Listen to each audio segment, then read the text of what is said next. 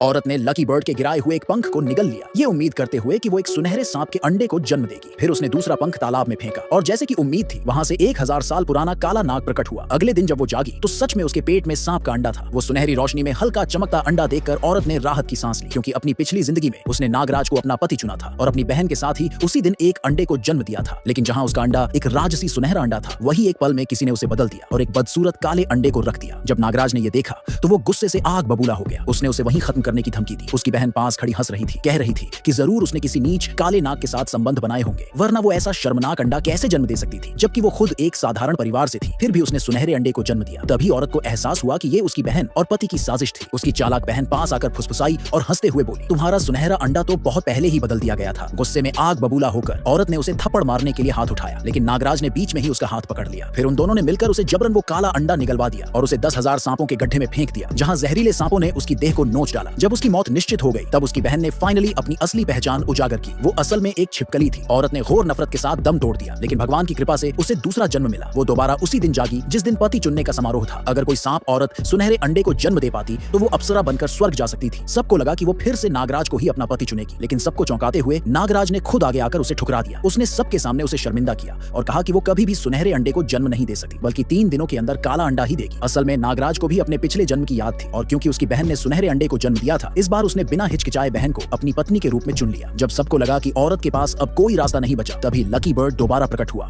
और उसे एक नया रास्ता दिखाया। सांपों के तालाब के गहरे अंधेरे में एक ऐसा काला नाग था जो 9000 साल तक जीवित रहा था। वो भले ही एक नीच जाति में पैदा हुआ था, लेकिन अब वो एक ड्रैगन में बदल चुका था। बिना किसी झिझक के औरत ने पक्षी के निर्देशों का पालन किया। उसने पंख को निगल लिया और दूसरा पंख तालाब में फेंक दिया, और फिर से 1000 साल पुराना काला नाग प्रकट हुआ।